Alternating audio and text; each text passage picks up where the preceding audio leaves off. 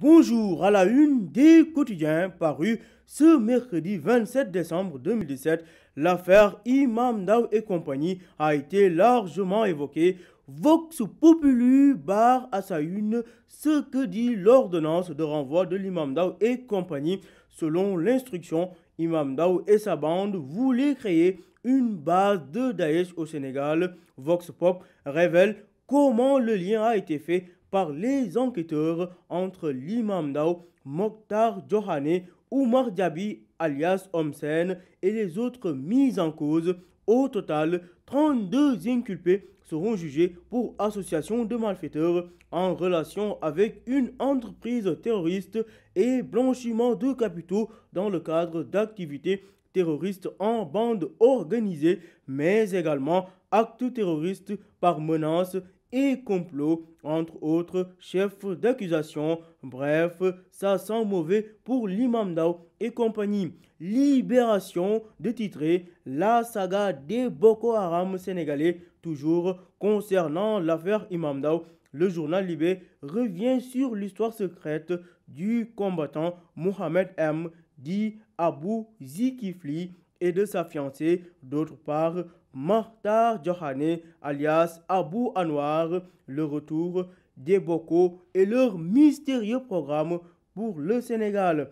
Des révélations sur la cellule de Mohamed N alias Abou Youssouf. Libération nous apprend comment les frères Koulibaly de Yoff sont rentrés dans la bande, ainsi que les confidences de Abou Diafar ou encore Abou Soubaïb, l'étudiant de la fac de droit devenu un disciple d'Abou Bakar Chekou. Le journal Libération révèle tout, pages 4 et 5. L'As quotidien donne la parole aux avocats de l'imam Ndao qui lancent un cri d'alerte, je cite, « Les conditions ne sont pas réunies pour un procès juste et équitable ». Le journal Le Quotidien parle d'une ceinture explosive autour d'Imam Ndao et compagnie, comme pour dire que ça chauffe pour l'imam et sa bande. Le quotidien nous apprend par ailleurs que le rappeur Ngaka Blindé est à Rebeuss pour faux monnayage. Ngaka Blindé envoyé à Rebeuss pour des faits criminels. Deux de ses complices sous contrôle judiciaire et retour de parquet pour Khadimia.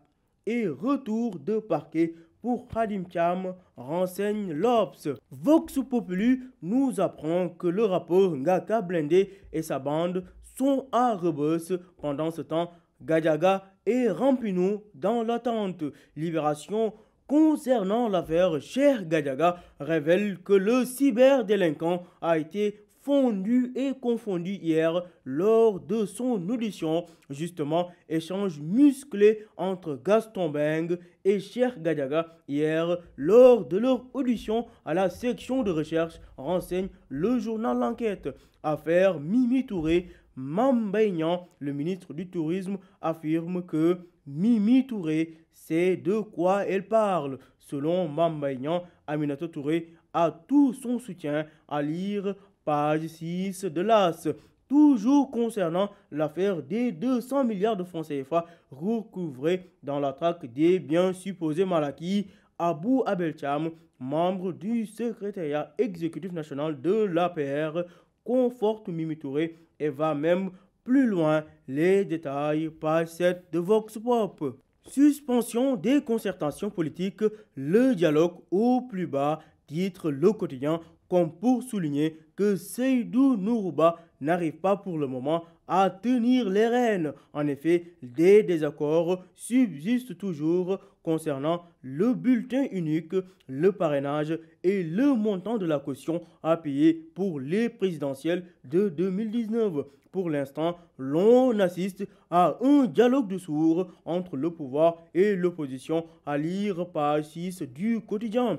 Le journal L'Enquête consacre sa une du jour à la lutte contre la corruption, la désillusion, titre L'Enquête. Selon Oumar Mal, le directeur général de la police, l'OFNAC n'a produit aucun rapport d'activité depuis le départ de Nafi Ngom Keïta. Le DG de la police d'ajouter interroger les entrepreneurs ils vous diront le véritable parcours du combattant auquel ils sont soumis pour rentrer dans leur fond. Bref, le journal L'Enquête fait état d'une désillusion concernant le rôle de l'Office national de lutte contre la fraude et la corruption. Restons à la une de l'enquête pour évoquer le lancement de la plateforme Initiative 2035, la majorité en croisade contre l'opposition. Ainsi, Mame Mbaye Niang et compagnie comptent rétablir la vérité et édifier l'opinion sur le débat national. L'Observateur, dans sa parution du jour, accorde une interview aux luttes vocales du Super Diamono. Oumar parle de ses peines, titre l'Obs. En effet, Oumar Pène, qui revient d'une période sombre de sa carrière.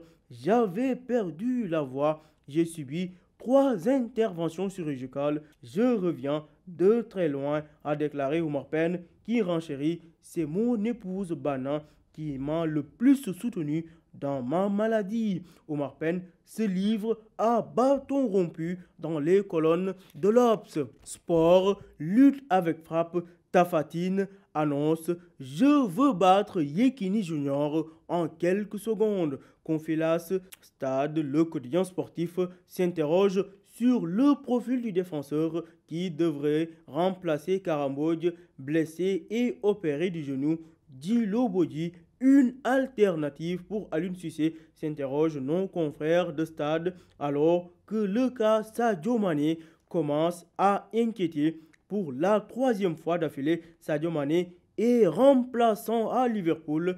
Les raisons d'une banquette à lire dans Stade quotidien. À vos journaux et bonne lecture.